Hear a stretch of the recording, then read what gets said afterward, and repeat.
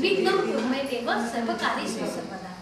आज आम्ही सगळे रसिक लोकांनी थोडीशी हिंमत केली आहे की आम्ही काय करू शकतो हे त्यांना दाखवून द्यायचं आहे की ज्यांना काही माहिती नाही आणि त्यासाठी आजच्या या कार्यक्रमाला मी सुरुवात करण्याची आपल्या सर्वांची परवानगी मागते। धन्यवाद। आजची मान्यवर प्रोफेसर गर्गे सर, मीनाताई आठवले आणि जयंतराव भालेराव सर आणि आरतीताई कुलकर्णी यांनी आपले आसन ग्रहण करावे अशी मी त्यांना सर्वांना विनंती करते। थोडं एकदम उठल्यावर स्टेबल व्हावे लागतात पाय। हळूहळू त्याच्यात काय डिफॉर्मिटी मागच्या आमची भारतीय परंपरा संस्कृती आम्हा सगळ्यांना काही शिकवून गेली आहे की आम्ही कोणत्याही कार्याला सुरुवात करायची असेल तर सर्वप्रथम गणेशाची पूजा करत असतो, त्याचे वंदन करत असतो आणि या गणेश वंदनेसाठीच मी श्री जयंत भालेराव सर यांना विनंती करते की त्यांनी गणेश वंदना। काय सूर्यकोटि समप्रभ निर्विघ्नं कुरु मे देव सर्वकार्येषु सर्वदा। गणपती इतकी अप्रतिम रचना आहे ती मी आपल्या समोर प्रस्तुत करत आहे। शारदे जय हंसवाहिनी जयति वीणा जय सरस्वती ज्ञानदायिनी कमलहास विलासिनी शारदे जय हंसवाहिनी जयति वीणा रिद्धि सिद्धि विवेकदायिनी कुमतिशूल विनाशिनी देवी मंद सुहास वर्षिणी देवी मंद सुहास वर्षिणी हृदय हंस विहारिणी शारदे जय हंसवाहिनी जयति वीणावादिनी मधुर काव्य कलाधीशा प्रणवनाद विकासिनी भगवती संगीतवर्धिनी भगवती संगीतवर्धिनी भुवन मानस वासिनी शारदे जय हंसवाहिनी जयति वीणावादिनी जय सरस्वती ज्ञानदायिनी कमलहास विलासिनी शारदे।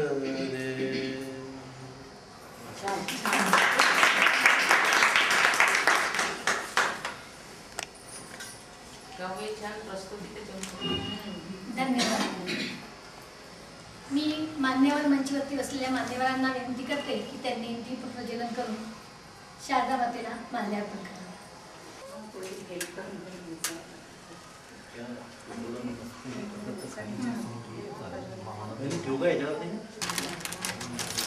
तुमच्या वाटची पण पेटवली।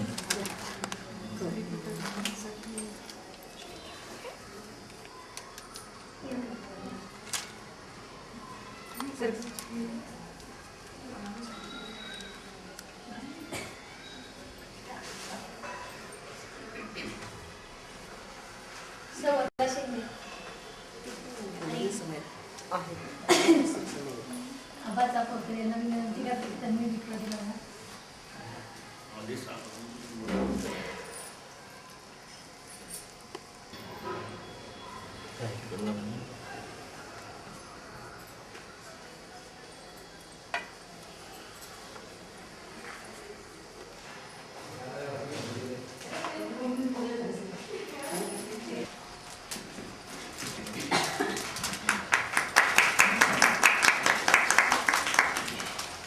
स्वागताबरोबरच प्रत्येक व्यक्तिमत्वाची एक विशिष्टता असते आणि त्याच्यासाठीच मी मनीषा वहिनींना सांगेल की त्यांनी प्रोफेसर गर्गे यांचं एक थोडंसं जे संक्षिप्त परिचय आहे तो द्यावा. आपण MA करून सेवा सदन कॉलेजमध्ये मराठी विभागाचे प्रमुख म्हणून अनेक वर्ष मराठीचे एक प्रकारे सेवाच केली.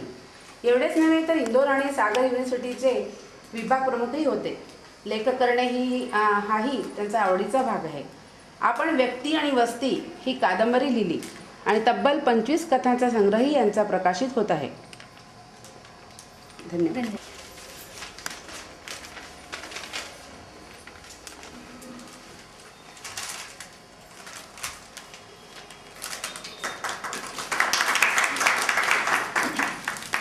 मीनाताई आठवले यांनी नागपूर युनिव्हर्सिटीहून BAची डिग्री घेतली. 1956 साली कलेक्टर ऑफिसला त्यांनी जवळजवळ 10 वर्षे नोकरी केली. काव्यलेखन, गायन या सांस्कृतिक वारसा त्यांना त्यांच्या आईकडून मिळाला. तो त्यांनी हौसेने जपला. स्वातंत्र्यापूर्वी मेळ्यामध्ये देशभक्तीपर गीतांचा कार्यक्रम त्यांची आई करत असे. त्यामध्ये त्या आवडीने भाग घेत. लहानपणापासूनचे सांस्कृतिक संस्कार त्यांना स्वस्थ बसू देत नसत. अनेक काव्यप्रकार हाताळून काव्यश्री आणि उमलती गाणी या काव्यसंग्रहात त्यांच्या कविताही प्रकाशित झाल्या. गिरगाव मराठी साहित्य संघाशी त्यांचा 10 ते 15 वर्ष सदस्य म्हणून संबंध राहिला. इंदोर आणि जळगाव आकाशवाणीवरील मराठी काव्य गायनाचा तसेच सुगम संगीताचा अनेक कार्यक्रमात त्यांचा सहभाग होता. गीत समर्थ आणि गीत रामायण या कार्यक्रमाची मराठी मंडळ ब्रह्मपूर आणि इतर अनेक ठिकाणी त्यांनी प्रस्तुती दिली. नेहरू जयंतीच्या निमित्ताने इंदोर आकाशवाणीवर मुलांचे कार्यक्रम करून त्यांचे संचालनही त्यांनी केले. काव्यलेखन, गायन आणि निर्देशन या सर्व क्षेत्रात त्यांनी आपली अमिट छाप सोडली आहे. कार्यक्रमाला पुढे नेत जयंत भालेराव सर यांचं स्वागत करतील आबासाहेब चाकणकर.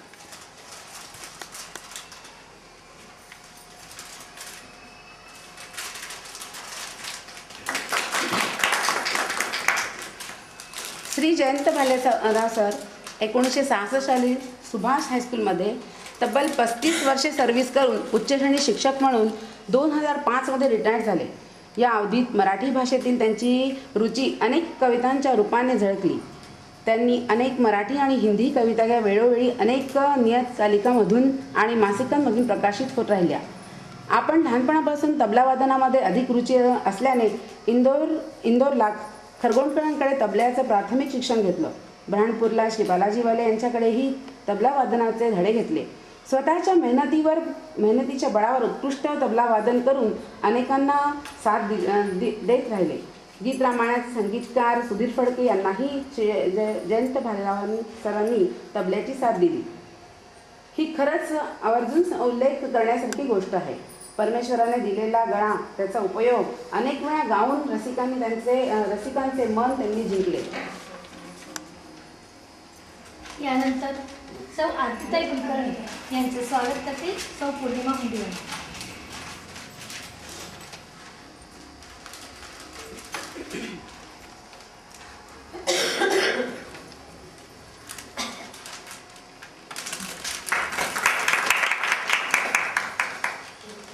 सौ आरती कुलकर्णी यांनी संपूर्ण महाराष्ट्रात अतिशय लोकप्रिय आणि श्रद्धास्थान असलेले श्री गजानन विजय या दासगणू यांनी लिहिलेल्या मराठी पोथीचे हिंदी रूपांतर केले आहे. या हिंदी पोथीचे प्रकाशन 14 जानेवारी 2009ला श्री गजानन महाराज संस्थान शेगाव यांनी केले. हे प्रासादिक कार्य आम्हा ब्रह्मपुरकरांसाठी गौरवास्पद आहे. त्यांच्या या महान कार्यासाठी शब्दमैत्री मराठी साहित्य मंडळातर्फे त्यांचे हार्दिक अभिनंदन. आतापर्यंत गजानन विजय हिंदी रूपांतरित पोथीच्या 5000 प्रती संपल्या असून दुसऱ्या आवर्ती मुद्रणाचे काम चालू आहे. याबद्दल त्यांचे पुन्हा मनपूर्वक अभिनंदन. त्यांचं शॉल आणि श्रीफळ देऊन सौ अनुराधा मुजुमदार स्वागत करतील.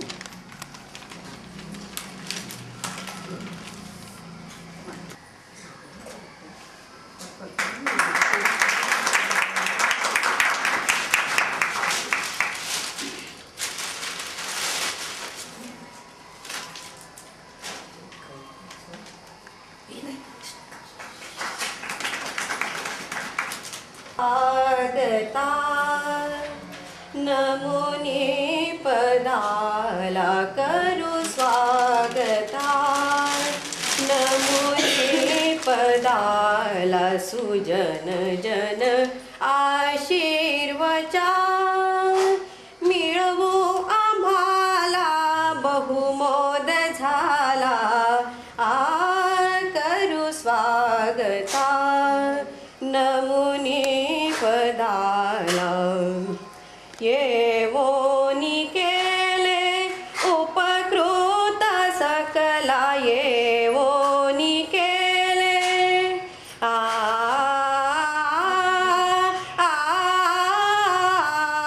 येवोनी केले उपकृत सकला श्रीमान धीमान या स्थला करू स्वागता नमुने पदाला करू स्वागता नमुने पदाला सुजन जन आशीर्वचार मिळवू आम्हाला बहुमोद झाला करू स्वागता नमुने पदाला करू स्वागता करू स्वागता करू स्वागता नमुने पदाला. धन्यवाद. शब्दमैत्री शब्दमैत्री मराठी साहित्य मंडळाच्या परिचयासाठी विचार मांडतील सौ अनुराधा मुजुमदार. रगे सर आणि जयंत भालेराव सर, मीनाताई आठवले आणि आरती कुलकर्णी आणि माझ्या रसिक मैत्रिणींनो आणि इथे उपस्थित रसिकजन, आपल्या सर्वांचे नवीन वर्षात आणि नव्याने सुरू होणाऱ्या शब्दमैत्री मराठी साहित्य मंडळात आपले सर्वांचे हार्दिक स्वागत आहे. आजचा 5 जानेवारी 2010 मंगळवार हा दिवस अतिशय आनंदाचा आहे. नवीन वर्षाची सुरुवात एखाद्या नव्या संकल्पाने व्हावी तशी ती होत आहे. एखादी मनातली गोष्ट प्रत्यक्षात साकार व्हावी, तिला सर्वांची साथ मिळावी आणि दादही मिळावी, त्यामुळे जो आनंद मिळतो तोच खरा आनंद. आज शब्दमैत्री मराठी साहित्य मंडळाची मुहूर्तमेढ आपणा सर्वांच्या उपस्थितीत होत आहे. ही खूप आनंदाचीच गोष्ट आहे. आजच्या जागतिकीकरणाच्या काळात मराठी भाषेचे आदान प्रदान करणे फारच सोपे झाले. जगाच्या कुठल्याही कानाकोपऱ्यात आपण असलात तरीही आपल्या भाषेचा आनंद आपण अगदी घर बसल्या घेऊ शकतो. Marathi TV channels, net, radio यामुळे हे अगदी सहजप्राय झालं आहे.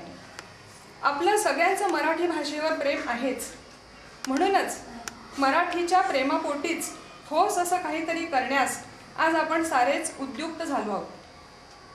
माझ्या मनात बऱ्हाणपूरमध्ये मराठी रसिकांचा एक ग्रुप असावा, त्यात काव्याला, लेखनाला वाव असावा, त्यासाठी लहानसे का होईना एक व्यासपीठ असावे आणि त्यात थोरा मोठ्यांचा सहभाग असावा.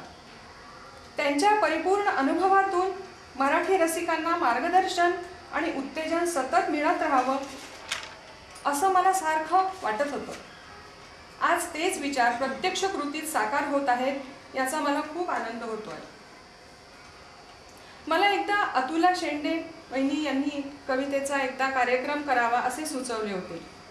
त्यांना त्यावेळी मी होकारही दिला होता, परंतु मनात कुठेतरी काहीतरी वेगळंच घोळत होतं. सर्वांचा सहभाग घेऊन हा कार्यक्रम करावा असंही वाटत होतं. माझ्या पुण्याच्या वास्तव्यात 3 ते 3.5 वर्ष या अवधीत कविवर्य डॉक्टर शंतनू चिंधडे यांच्यासारख्या रसिक कवींशी आणि त्यांच्या शब्दवैभव साहित्यप्रेमी मराठी मंडळाशी मी परिचित झाले.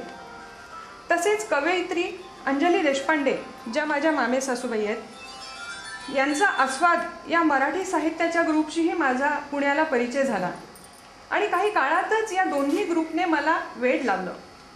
दर महिन्याला काव्यवाचन, लेखन, काव्यगायन यात ते 2 तास मला खूप काही देऊन जायचे आणि मी बरंच काही घेऊन घरी यायचे. पुण्याच्या मराठी सांस्कृतिक पोषक वातावरणात प्रत्येकाचे लिखाण हे अतिशय वेधक, प्रेरक आणि उत्कटही असे. अगदी साध्या सुध्या वाटणाऱ्या माझ्या मैत्रिणी इतकं चांगलं लेखन करीत असत याचंच मला अप्रूप वाटत असे. मनाला रिझवणारं, मनाला विचार करायला भाग पाडणारं लेखनही त्या करू शकत असत. पण याचं कारणही मला उमगलं. कारण अनेक वर्षांपासून हे ग्रुप्स आपापल्या कार्यक्षेत्रात डोळसपणानं कामाची नीट दिशा ठरवून ते काम सातत्यानं करीत होते असं मला जाणवलं. जगताना प्रत्येक गोष्ट कवीच्या हृदयातून तोलायची, बघताना प्रत्येक गोष्ट लेखकाच्या मनातून बघायची ही त्यांना सवय होऊनच गेली होती. त्या ग्रुप्समध्ये मलाही अनेक वेळा काव्यवाचन करण्याची आणि लेख वाचण्याची संधी मिळाली. दरवेळेला ते अधिकाधिक चांगलं व्हावं यासाठी मीही प्रयत्न करीत असे. त्या काळात त्या वातावरणाने माझ्यात कदाचित थोडा आत्मविश्वास निर्माण झाला असावा. तेथे मराठी पुस्तकांची लायब्ररी मला फार जवळ होती. जे हवं ते पुस्तक वाचून झालं की 2 दिवसात परत नवीन पुस्तक वाचायला मिळायचं. मराठीशी किंवा कुठल्याही भाषेशी घट्ट मैत्री होण्यासाठी पुस्तकांचा फार मोलाचा वाटा असतो. पुण्यातील 3 ते 3.5 वर्षांचा हा काळ तसा बराच मोठा. पण मराठी साहित्यातील रसिकांच्या सहवासात तो रमणीय ठरला. तेथे रमता रमताच तेथून निघण्याची वेळ झाली, म्हणजे बऱ्हाणपूरला नेहमीसाठी येण्याची वेळ झाली. पुण्याचं साहित्यिक वातावरण सोडून येताना मला जरा जळच गेलं. बऱ्हाणपूरला आल्यावर मात्र अनेक वेळा ह्या संबंधी खूप काही मनात डोकावून जायचं, पण काय आणि कसं तेच नेमकं कळत नव्हतं.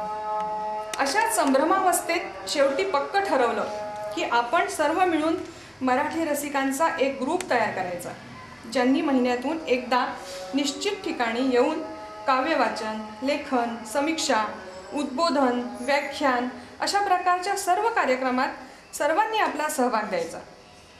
आपल्या आवडीच्या कुठल्याही विषयावरचं आपलं लिखाण लिहून आणून त्याचं वाचन करायचं.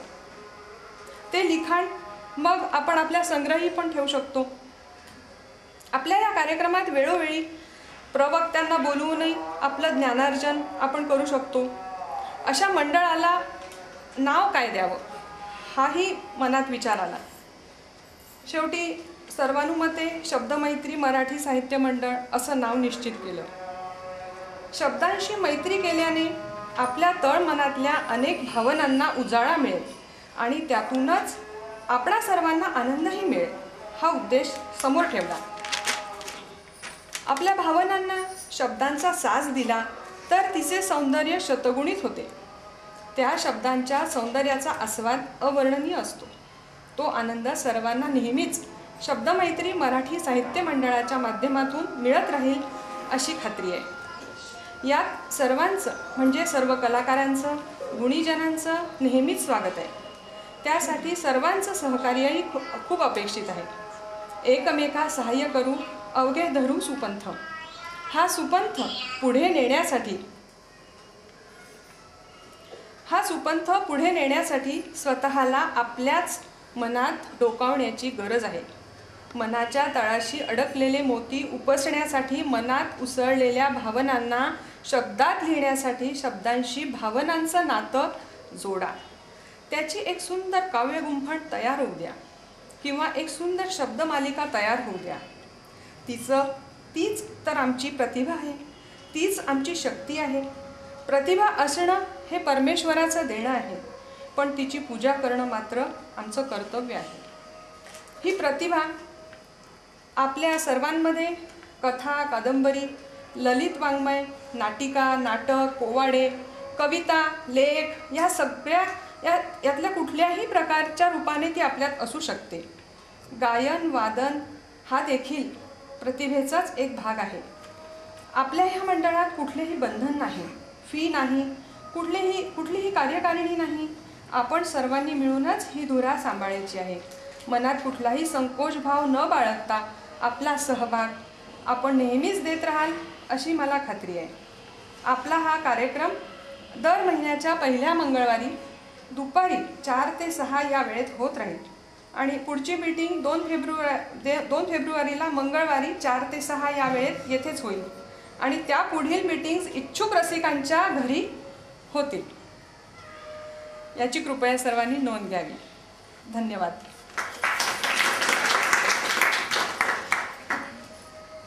शब्दमैत्री, सुंदर अशा शब्दातून आम्हाला शब्दमैत्रीचा काय उद्देश आहे आणि तो सगळा आम्हा सगळ्यांनाच कसा पुढे नेणार आहे, हा खूप छोटासा एक विचार वहिनींनी खूप सुंदर इथे प्रस्तुत केला आहे. यानंतर काव्यवाचन होईल. काव्यवाचनासाठी सौ पौर्णिमा हुंडीवाला यांना मी इथे आमंत्रित करते. आपल्या मनातले उर्मी येथे आपण व्यक्त करायला उत्सुक आहोत. आम्हा घरी धन शब्दांची रत्ने, आम्हा घरी धन शब्दांची रत्ने, शब्दांचीच शस्त्रे यत्न करू, शब्दाची आमुच्या जीवाचे जीवन, शब्दे वाढू धन जनलोका.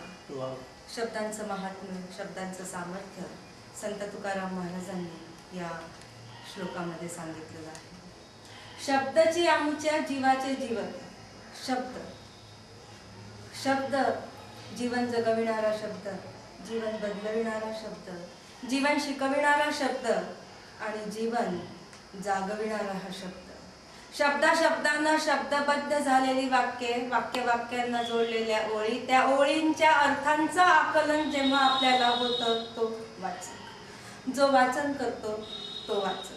आपण जेव्हा लहान असतो आपले आई वडील आपल्याला सांगतात, बघ तो बघ चंद्र, तो बघ चांदोबा, त्या बघ चांदण्या, ते बघ झाड, झाड कसं हिरवं हिरवंगार.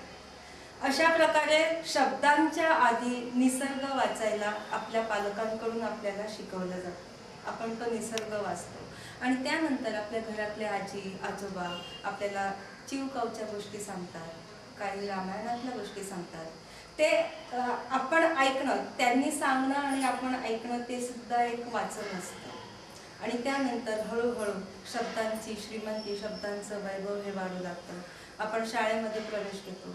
शैक्षणिक अभ्यासाव्यतिरिक्त आपण चांदोबा, नंतर हॅरी पॉटर, आजच्या काळात वेताळ, कॉमिक्स, अल्लाउद्दीन और जादू का दिया, साने गुरुजींच्या गोष्टी, अशी छोट्यांसाठी असलेली पुस्तके पालक आपल्या हाती देतात आणि त्यांचं आपण वाचन करतो. या वाचनामुळे आपली उत्सुकता वाढते, उत्सुकता शिगेला पोहोचते आणि त्यातूनच मग संवेदन क्षमता निर्माण होते. मुलांमधली म्हणजे आपण जेव्हा बाळ असतो आपल्याच मधली ही संवेदन क्षमता पुढे वाचन प्रवृत्तीला प्रेरणा देते, वाचन प्रवृत्ती आपली वाढीला लागते. एक सहज छोटंसं उदाहरण की संवेदन क्षमतेवरून विषय निघाला, तरी संवेदन क्षमता कशी वाढते. श्यामची आई ह्या साने गुरुजींनी लिहिलेलं एक छोटंसं पुस्तक, सगळ्यांनाच माहिती असलेलं हे पुस्तक आहे.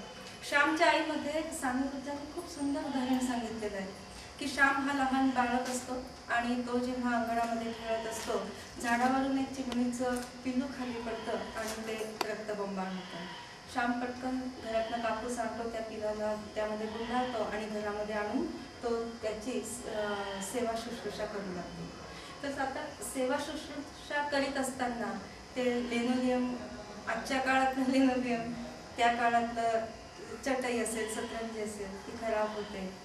इकडे तिकडे सगळा पसारा होतो, कापसाचे बोळे बोळे, रक्त टिपलेले ते बोळे बोळे, असा सगळा पसारा असतो. पण श्यामची आई त्या श्यामला रागवत नाही, त्याला हिडीस करीत नाही किंवा घरामध्ये तू केवढा पसारा केला, केवढी घाण केली आणि आता हा सगळा पसारा मला आवरावा लागणार, माझं काम वाढलं, अशा प्रकारे त्याला ती हिडीस करत नाही, धुतकारीत नाही, तर श्यामच्या कोमल मनाचा ती आदर करते. त्याची संवेदन क्षमता, प्राणीमात्राविषयी त्याची असलेली संवेदन क्षमता ती आई जपते. आणि तीच भावना, हीच संवेदनक्षमता. आता आपल्याकडे जर असा पसारा केला असता तर आपण आपल्या मुलाला नक्की पाठीमध्ये धपाटा घातला असता.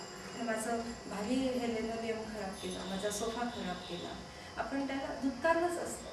पण त्या आईनं आपल्या मुलाची ही संवेदन क्षमता जपली आणि हीच संवेदन क्षमता अशा पद्धतीने जीवन जगण्यासाठी प्रवृत्त करते आणि मातृ पितृ भक्तीत, लोकजागृतीत आणि देशभक्तीमध्ये ही संवेदना कामी येते. तर आपण आपली ही जी वृत्ती आहे, वाचन वृत्ती आहे, ती कशा पद्धतीने डेव्हलप करू, ते सातत्याने वाचनाचा सराव कसा करू.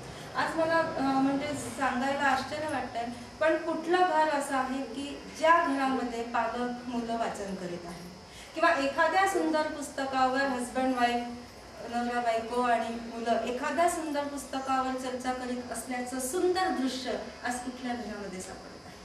कुठंच नाही. आज कॉम्प्युटरच्या काळात आणि धकाधकीच्या काळामध्ये जीवन इतकं व्यस्त आणि व्यग्र झालेलं आहे, इतकं वेगवान झालेलं आहे की वाचन संस्कृतीचे पार 3-13 झालेले आहे. कुणालाही वाचन करायलाच वेळ नाही. बरं, वाचन करायला वेळ नाही तर मग ते वाचनासाठी वेळ काढतात का? त्याचंही उत्तर नाही. वाचन करण्यासाठी आपण एकमेकांना प्रवृत्त करतो का? तर ते सुद्धा नाहीच. तर का असं? TV असेल, मोबाईल असेल, कॉम्प्युटर असेल, आजच्या या व्यस्त काळामध्ये जीवन जगण्याचे संदर्भच बदललेले आहेत. म्हणजे आपण आपलं जीवन अधिकाधिक समृद्ध करण्यापेक्षा ते अधिकाधिक संपन्न कसं होईल, चहुअंगांनी समृद्ध करण्यापेक्षा जीवन संपन्न कसं होईल याच्या मागे आपण चाललोय आणि म्हणूनच वाचन संस्कृतीचा हा विनाश होत आहे असं मला म्हणायचं आहे. मला खूप लांबलचक इथं बोलायचं नाही आहे. अनुराधाने आणि डॉक्टर साहेबांनी खूप सुंदर असा हा प्रकल्प इथे आयोजित केलेला आहे. एका शास्त्रज्ञाने आपल्या संशोधनामध्ये सांगितलंय की जेव्हा आपण वाचन करतो तेव्हा आपल्या रक्तातल्या तांबड्या पेशी वाढल्याचा आभास निर्माण होतो. इतकं सुंदर त्यांनी सांगितलेलं आहे. तर आपण इथं सगळे हे वाचनाचं जे वेळ आहे, सगळे हे रसिकच बसलेले आहेत. तर सगळे जास्तीत जास्त आपण एकमेकांशी मोकळ्या मनाने चर्चा करून आपली वाचन संस्कृती कशी टिकेल आणि जे मनातलं आहे ते इथे बोलायचं आहे आपल्याला, अशा पद्धतीने आपल्याला. बऱ्याचदा मला प्रश्न विचारला जातो की कसं काय सुचतं, तुम्ही लेखन करता, तुम्हाला कसं काय सुचतं, कुठून सुरुवात होते, पहिली ओळ कशी जुळविता? तर असं काही नाही. कसं काय म्हणजे त्याला उत्तर काहीच नाही. चमकून जाते हृदयामध्ये एक ओळ विजेसारखी, चमकून जाते हृदयामध्ये एक ओळ विजेसारखी, झिरपत राहते रक्तामधून कविता झुळझुळ झऱ्यासारखी. आणि हे मी आता बोलायचंच आहे आणि महिलांना बोलायला म्हटलं की मग वेळ काढायचं काही भान नसतं. पण कमीत कमी मला असंच वाटतं की हा जो उद्देश आहे, डॉक्टर साहेब आणि विजयदार फॅमिली, आदरणीय काका डॉक्टर गर्गे साहेब आठवते, या सगळ्यांनी जो एक खूप सुंदर असा संकल्प केलेला आहे नव्या वर्षी आणि तो आता हळूहळू कसा वृद्धिंगत करणार. आणि या निमित्तानं आता मी नेमक्या गोष्टीला हात घालायचा प्रयत्न करते की या मंडळामध्ये आपण जेव्हा बाहेरचा वक्ता बोलावणार, अनुराधाची तशी कल्पना आहे, मग काय प्रत्येक वेळी काय डॉक्टर साहेबांनी सगळा खर्च किंवा ही सगळी तयारी, ही मांडामांड, ही व्यवस्था सगळं त्यांनीच उचलायचं का? तर आपल्याला सगळ्यांनी मिळून हे सगळं काहीतरी करायला हवं. एकाच फॅमिलीवर बर्डन न देता आपण सगळे थोडा थोडा भार उचलूया. बाहेरची काही पाहुणे वक्ते असतील, काही भजनी मंडळं, खूप छान छान भजनी मंडळं येतात, ते असेल तर जे काही आपल्याला छोटे मोठे, खूप मोठ्या प्रमाणावर नाही पण लहान लहान प्रमाणावर जे काही आपल्याला करायचं आहे तर आपण सगळे त्यांना साथ देऊया, आपण पण तो बोजा उचलूया असं मला म्हणावंसं वाटतं. आणि शेवटी कविता म्हटलं होतं तर आपली इच्छा असेल तर कविता जाता जाता आम्ही विनंती करणार होतो. हेच असं आपलं रोजचं जे गडगाडं असतं त्याच्याविषयीच काहीतरी शेवटी आम्ही महिला सगळं मनातल्या मनात ठेवणार आहे. आल्या आल्या तो म्हणाला पाणी आण लवकर, कवितेचं शीर्षक आहे दिवसभर. आल्या आल्या तो म्हणाला पाणी आण लवकर, पाणी दे पोरांना इशारा केला, अभ्यासाला लागा भरकर. बसल्या बसल्या तो म्हणाला पेपर आण पटकन. तिथंच पहा ठिकाणावर ठेवता येत नाही, करतेस काय दिवसभर. चहाचा आग्रह करता पुन्हा आग आली कानावर. चहाचा आधण उकळता उकळता पुन्हा हाक आली कानावर. 20 पासून 40चं आयुष्य असंच गेलं दिवसभर, असंच गेलं दिवसभर.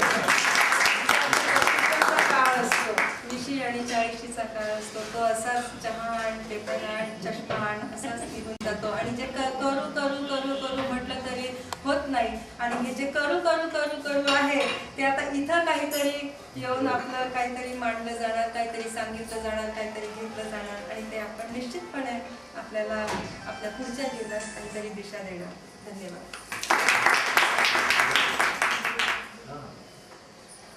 यानंतर आपली प्रस्तुती इथे प्रस्तुत करण्यासाठी श्री जयंतराव भालेराव सर यांना मी विनंती करते. आदरणीय आमच्या आवडत्या वहिनी साहेब वीणाताई आठवले, आदरणीय आरतीताईबद्दल मी पुष्कळ ऐकलेलं होतं, पण त्यांना मी कधी बघितलेलं नव्हतं. तर मध्यंतरीचा काळ गेला की तुम्ही त्या गजानन महाराजांच्या पोथीचं भाषांतर केलेलं आहे, तेव्हापासून मला तुम्हाला खूप बघण्याची इच्छा होती. आज बघायला मिळालं गजानन महाराजांच्या रूपात. त्या कारणाने आदरणीय विखे साहेब, आदरणीय डॉक्टर साहेब, आदरणीय चापोरकर साहेब, आदरणीय अग्निहोत्री साहेब आणि समस्त आदरणीय माधवकर साहेब आणि समस्त उपस्थित रसिक भगिनींनो, आजचा हा एक सुंदर योग ज्याला आपण म्हणतो, तो खूप दिवसाच्या मनात साठलेलं जे काही हे असतं, एक समुद्र जो आहे तो आज इथे उभारलेला दिसतोय. आणि मला खूप आनंद वाटतो. पूर्वीचे दिवस मला आठवतात की हा सर्व मराठी समाज पहिले खूप जमा व्हायचा, पण आता तो खूप म्हणजे विखुरलेला आहे, विस्कटलेला आहे. तर तेव्हा आज सर्वांना बघून मला खूपच आनंद वाटतो आहे. आणि हा असाच आनंद सतत अविरत टिकत राहावं अशीच परमेश्वराला आपण प्रार्थना करू. आणि मला जास्त बोलता येत नाही, गाऊ शकतो पण बोलू नाही शकत. माझ्या काही थोड्याशा रचना आहेत, त्या रचना मी आपल्यासमोर देत आहे. निसर्गावर आहे सगळ्यात. एक रचना आहे, शारदेचा जय जयकार करा. घराघरातून शारदेचा जय जयकार करा. परिश्रमाची कास धरुनी ध्येय साध्य करा. घराघरातून शारदेचा जय जयकार करा. परिश्रमाची कास धरुनी ध्येय साध्य करा. यज्ञपूजने जीवन हसते. यज्ञपूजने जीवन हसते. यत्नहीनते जीवन रडते. यत्नहीनते जीवन रडते. नैराश्याला नकोच थारा. कला गुणांना वरा. घराघरातून शारदेचा जय जयकार करा. साधनेने साध्य होते. साधकांचे भाग्य बदलते. ज्ञानदीप हा तेवत ठेवा. दूर करा तिमिरा. घराघरातून शारदेचा जय जयकार करा. कर्मठता ही कळस गाठते. कर्मठता ही कळस गाठते. चैतन्याने मानस स्फुरते. अज्ञानावर मात करोनी यशोगान हे करा. घराघरातून शारदेचा जय जयकार करा. ज्यांच्या ठाई श्रद्धा भक्ती त्यास लाभते ज्ञानज्योती. ज्यांच्या ठाई श्रद्धा भक्ती त्यास लाभते ज्ञानज्योती. अविश्रांत ज्ञानाचा अविरत अखंड वाहो झरा. घराघरातून शारदेचा जय जयकार करा. परिश्रमाची कास धरुनी ध्येय साध्य करा.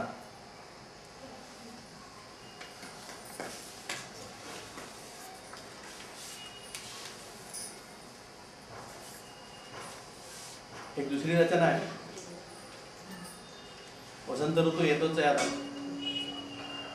वसंताबद्दल आहे. आला वसंत आला.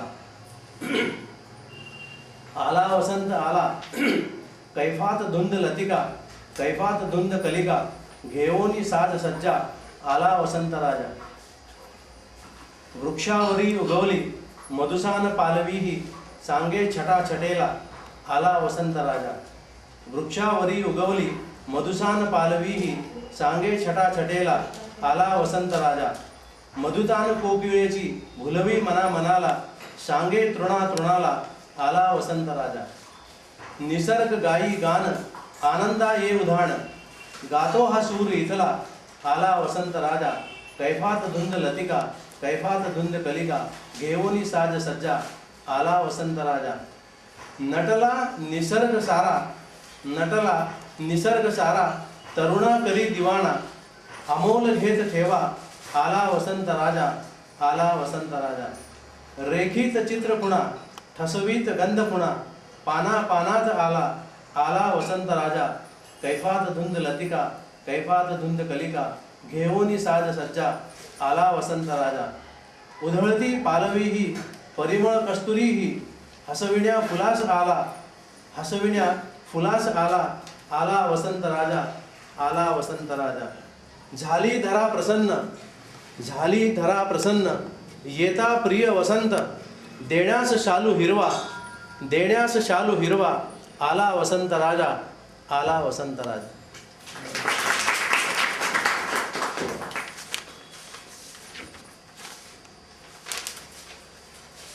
ही तिसरी कविता आहे, पौर्णिमेची आहे. सर्व पौर्णिमेचं निसर्ग वर्णन याच्यामध्ये करण्याचा प्रयत्न केलेला आहे.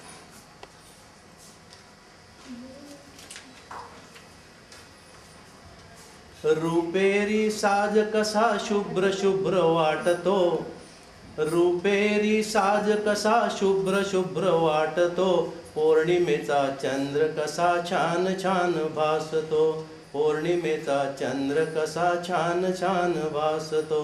रुपेरी साज कसा शुभ्र शुभ्र वाटतो, पौर्णिमेचा चंद्र कसा छान छान भासतो.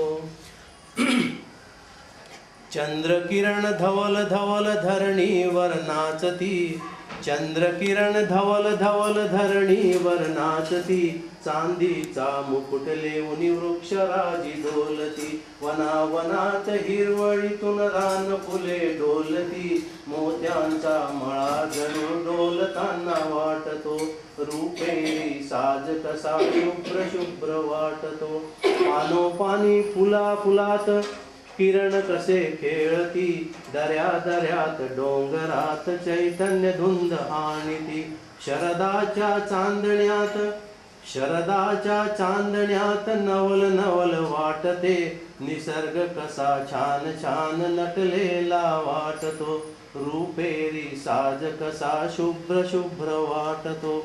मंद मंद शीतल पवन हळूहळू वाहतो, दिशा दिशात हर्ष गान गात गात चालतो, मना मनात प्रीती गंध मधुर मधुर दळवरतो, चराचरात आनंदी आनंद पहा नाचतो, रुपेरी साज कसा शुभ्र शुभ्र वाटतो.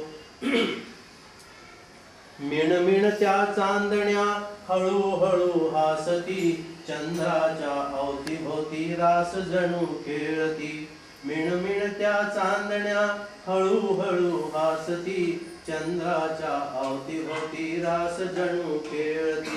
कृष्णचंद्र मध्ये कसा, कृष्णचंद्र मध्ये कसा उभा उभा वाटतो, कृष्णचंद्र मध्ये कसा उभा उभा वाटतो, रास क्रीडेत रात राज किरण रंग फेकतो, रास क्रीडेत राज राज किरण रंग फेकतो, रुपेरी साज कसा शुभ्र शुभ्र वाटतो. पौर्णिमेला ते हे येतो ना, अजून आहे बाकी भरती ओटी जे येते त्याचा मी थोडं हे केलेलं आहे.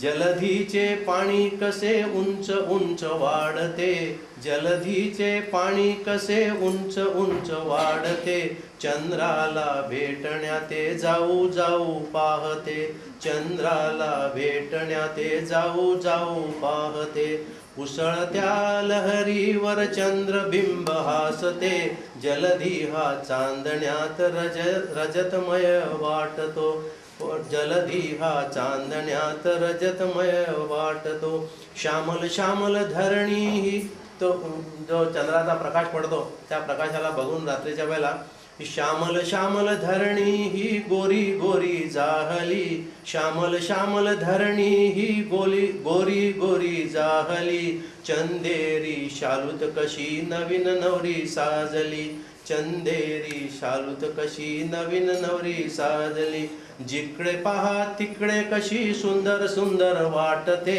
जिकडे पहा तिकडे कशी सुंदर सुंदर वाटते, वसुधेचा थाट कसा नवा नवा वाटतो, वसुधेचा थाट कसा नवा नवा वाटतो, रुपेरी साज कसा शुभ्र शुभ्र वाटतो, पौर्णिमेचा चंद्र कसा छान छान वासतो, पौर्णिमेचा चंद्र कसा छान छान भासतो.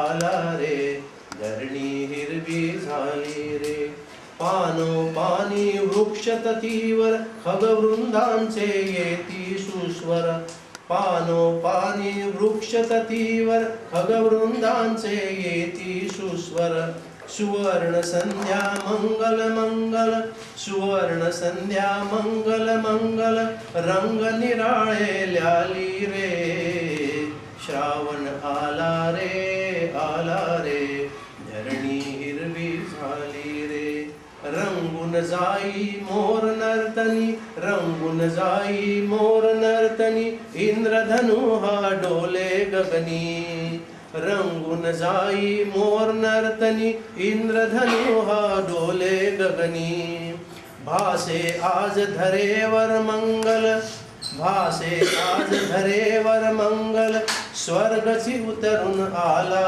रे, श्रावण आला रे धरणी हिरवी झाली.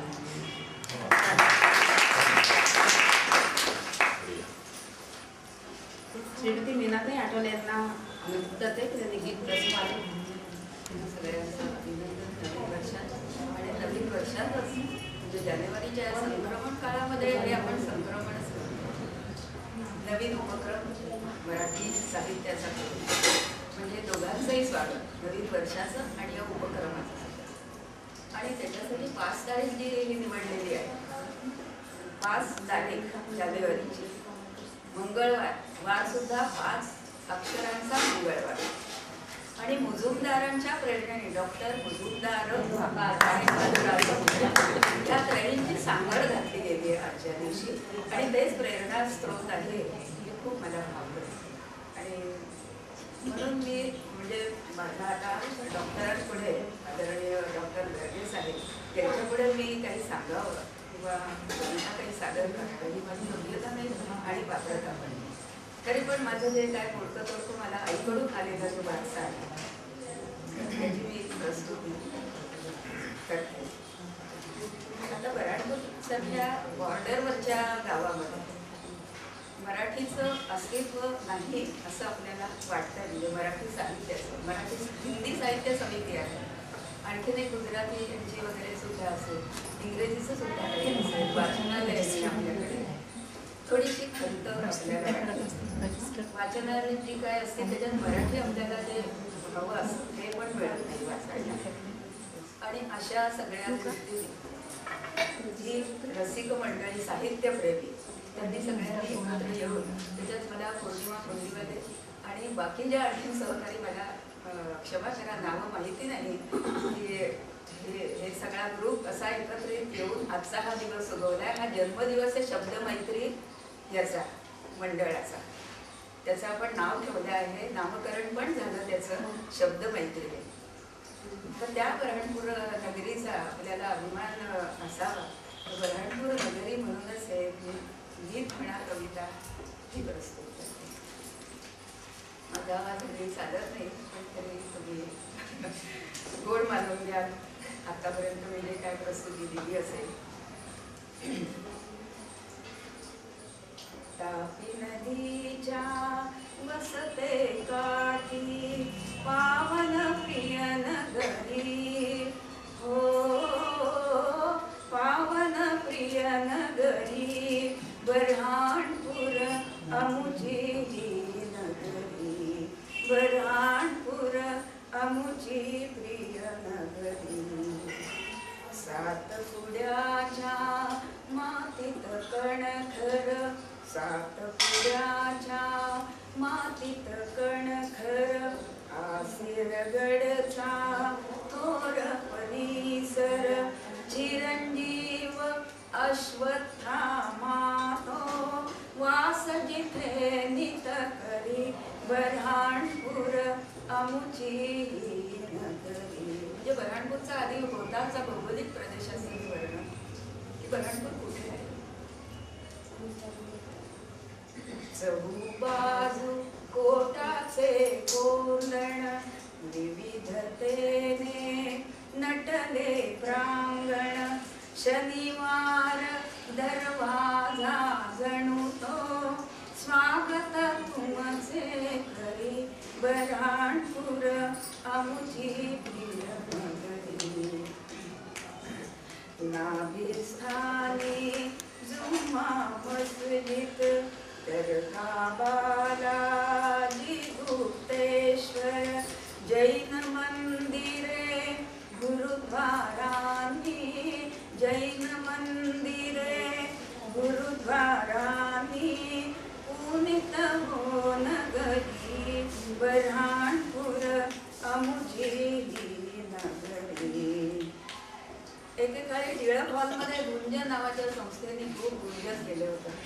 व्याख्यान काय, कला काय, संगीत ते गुंजन नाही आता तो ती गुंज नाहीये म्हणजे आता असं म्हणायचं.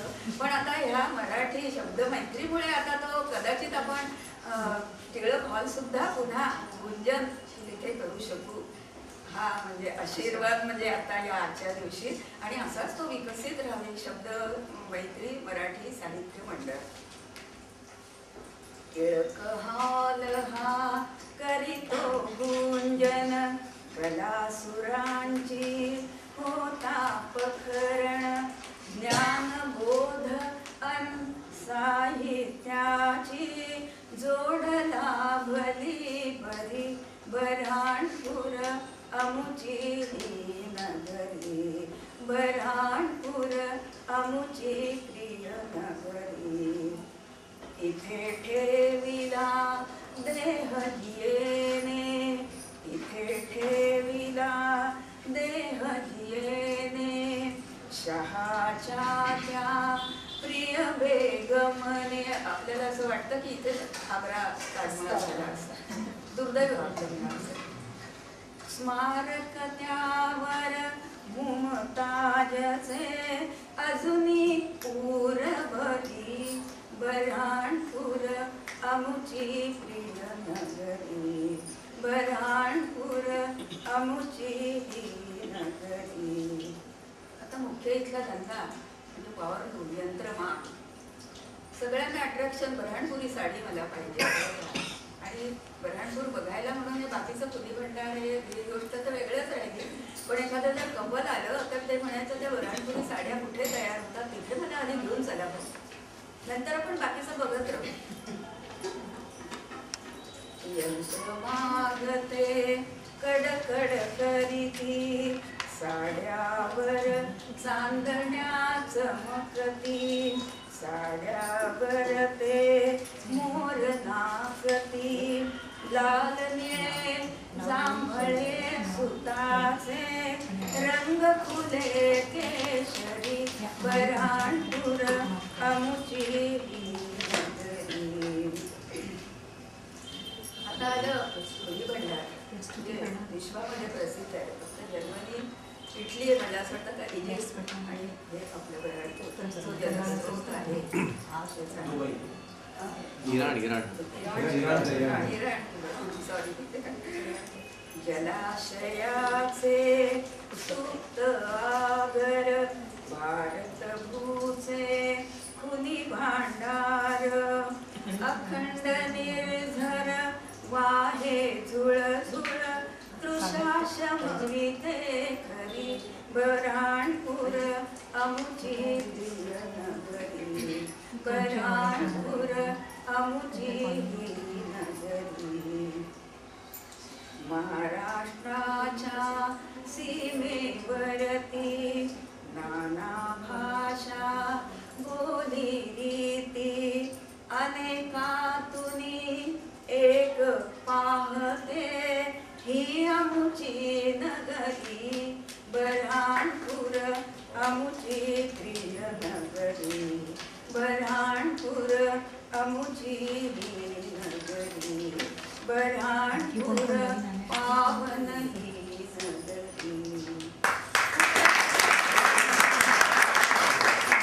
नगरी. नवरात्रीचा आता नशिबात जे काय असेल ते, पण नाही, मी गोरीला गोराच नवरा बघणार. पण मुलगा आता गोराचा समजा असला, त्याच्या भाग्यात ती जर काळी सून असली, तिला आपण टाकून द्यायचं का? काळ्या रंग का म्हणून तुम्ही त्याला इतकं भिणवता? त्याची ही व्यथा आहे काळ्या रंगाची. शीर्षक आहे त्याचं रंग काळा. सप्तरंगी इंद्रधनुचे त्याहुनी मी वेगळा, सप्तरंगी इंद्रधनुचे त्याहुनी मी वेगळा, हिणविती मज बोल बोलुनी रंग काळा, रंग काळा, हिणविती मज बोल बोलुनी रंग काळा, रंग काळा. मेघ काळा होई जेव्हा जलद जल ओसंडतो. तो काळा जेव्हा होतो ना, पण त्याच्यासाठी आधी त्याला काळं व्हावं लागतं. म्हणजे तुम्ही काळ्या रंगाला हिणवू नका. मेघ काळा होई जेव्हा जलद जल ओसंडतो, काळी यमुना कालिया आणि कृष्ण काळा भावतो. हे सगळं तुम्हाला आवडतं.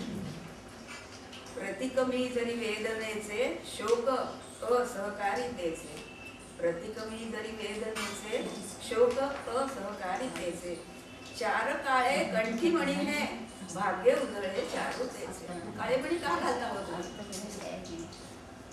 पवित्र मणी असते बाबा, ते तर तुम्ही घालताच ना, मग तरीही तुम्ही का मला विनवता? कृष्ण काळा, कृष्ण काळा गौर राधा, काळी काळी शर्वरी, वेगळाले रंग धरीही खुलूनी दिसती गोवरी. का असावे संभ्रमी अन मी उपेक्षित एकला, का असावे संभ्रमी अन मी उपेक्षित एकला, वेगळा सर्वाहुनीही प्यार मजहा रंग काळा, रंग काळा. संक्रांतीची साडी काही असते आता ते ती आवडते, काही पण नाही आवडत. असं नाही, पण एक आदर्श व्यक्ती, नेता, त्यांचा वेळ गौरव म्हणून केलेली कविता.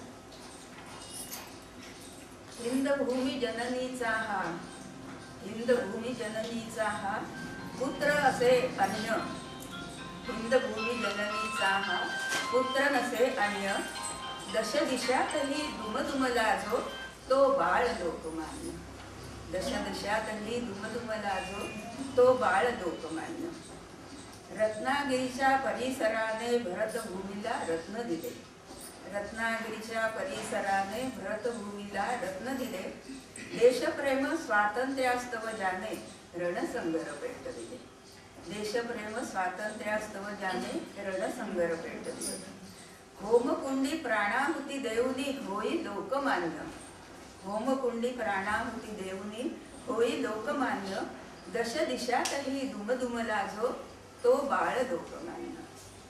स्वराज्यास्तव मानुनी ध्यानी जन्मसिद्ध हक्क, स्वराज्यास्तव मानुनी ध्यानी जन्मसिद्ध हक्क, लोकजागृतीने केले देशप्रेम पक्व. स्वप्नवरी तोडीन शृंखला करीन मायमुक्त, दश दिशातही दुमदुमला जो तो बाळ लोकमान्य. गणितज्ञ, गणितज्ञ ज्योतिष जाणी हा खगोलही शास्त्र, गणितज्ञ ज्योतिष जाणी हा खगोलही शास्त्र, राजकारणी ज्या जपले हे जहालते अस्त्र, राजकारणी ज्या जपले हे जहालते अस्त्र. थरथरला, थरथरला हा गोरा बघुनी गरजत नरसिंह, दश दिशातही दुमदुमला जो तो बाळ लोकमान्य. तुरुंगात मंडालेसी कष्ट सोशियले, तुरुंगात मंडालेसी कष्ट सोशियले, गूढ ग्रंथ गीता रहस्य एक जन्मलेले. कर्मयोग साधन शिकवण होई विश्वमान्य, कर्मयोग साधन शिकवण होई विश्वमान्य, दश दिशातही दुमदुमला जो तो बाळ लोकमान्य. टिळक बाळ गंगाधर हा अमर कीर्तिवंत, टिळक बाळ गंगाधर हा अमर कीर्तिवंत, स्वदेश भक्ती त्यागाचे हे प्रतीक मूर्तिमंत. पुण्य पावन स्मृतीला त्यांच्या वंदुनिया नम्र, दश दिशातही दुमदुमला जो तो बाळ लोकमान्य. ठेवू हृदयी आदर्श जपुनी करू माय धन्य. दश दिशातही दुमदुमला जो तो बाळ लोकमान्य, तो बाळ लोकमान्य. हे त्यांनी एक शिवाजींनी जे जे गड सर केले त्याची ट्रिप काढली होती कपलला बरोबर घेऊन. तर त्याच्यामध्ये ती गेली होती आणि त्या सगळ्याचं वर्णन तिलाच करायला सांगितलं. म्हणजे प्रत्येकाला कामं वाटून दिलेली होती. ती ट्रिप आता त्यांची झाली आणि 19 फेब्रुवारीला जो रोड शो करणार आहे ती जिजाऊ होणार आहे रोड शो मध्ये. आणि माझा पुतण्या दुसरा धाकटा तो बाल शिवाजी होणार आहे. मला एक सांगायला एक चांगलं वाटलं. तर म्हणून शिवाजीचं एक गाणं म्हणजे आम्ही इंदोर आकाशवाणीवर प्रसूती बाल मुलांची मी मुलांना घेऊन गेले होते. जेव्हा इन्फॉर्मेशन ब्रॉडकास्टिंग मिनिस्टर वसंतराव साठे होते. सगळ्या भाषेचे तिथे कार्यक्रम होत असत आकाशवाणीवर, मराठीचा कार्यक्रम होत नसे. तर ते जेव्हा मिनिस्टर झाले तेव्हा त्यांनी अर्धा तास 30 मिनिटाचा इंदोर आकाशवाणीवर मराठीचा कार्यक्रम दिला. फक्त रविवारी अर्ध्या तासाचा. आणि तो अर्धा तास आम्हाला रायगडावर जेव्हा 350वी जयंती होती शिवाजीची त्यावेळेला मी मुलांना घेऊन तिथे अर्धा तासाचा कार्यक्रम ते गोष्ट मी शिवाजीची सांगितली. एक कोरस म्हटलं आणि एक नाटुकला एक शिवाजीचं सादर केलं होतं सोन्याची भाकरी. अख्खा अर्धा तास आम्ही तिथे कार्यक्रम दिला होता. त्यावेळी आमचे सहकारी हे सगळे होते जे काय तेव्हा वाद्य वगैरे. आज तेव्हा टीव्ही जर असताना हा कार्यक्रम त्यावेळेला टीव्ही नव्हता त्यामुळे नुसतं श्राव्य होतं, दृकश्राव्य नव्हतं. त्याला आम्ही वंचित होतो. आता पुन्हा आपण करू शकतो पण आता थोडी उमेद वयोभरत झालेली आहे. तीच तर अडचण आहे सगळ्यांची.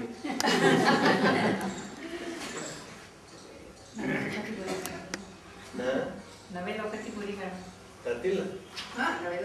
इचक दाना बिचक दाना ते सगळं जुनं गाणं माहिती असेल सगळ्यांना.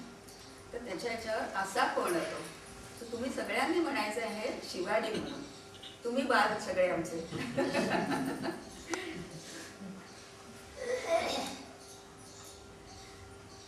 शिवनेरीचा महाराष्ट्राचा भूमातेचा तारा. ते कोरच बसवलेलं. शिवनेरीचा महाराष्ट्राचा भूमातेचा तारा. पिता शहाजी माय जिजाऊचा हा कलिजा प्यारा. पिता शहाजी माय जिजाऊचा हा कलिजा प्यारा. असा कोण तो शिवाजी. बालपणी गुरुदादोजींनी देऊनी त्याला सैनिक शिक्षण केले ज्याला विद्या निपुण. असा कोण तो शिवाजी. माय माऊली जिजाबाईने थोरवीरांच्या गोष्टी सांगून शूर पराक्रमी बनविले. असा कोण तो शिवाजी. आपली तलवारीने. आता आमच्या जवळ ऑर्केस्ट्रात तलवार घेऊन गेलो होतो पण तो आकाशवाणीवरून तुम्हाला श्रोत्यांना आवाज तलवारीचा वाटला पाहिजे तो केला होता. सर सर कापी तलवारीने मुंगल शत्रू बहादुरीने. थर थर कापी शत्रू सैन्य ते बघून जयाच्या पराक्रमाते. असा कोण तो शिवाजी.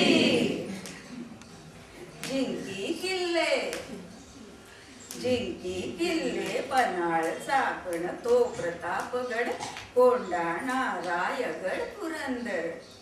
मुलूक मिळविले राज्य स्थापिले शूरवीर ज्या रणयोद्ध्याने.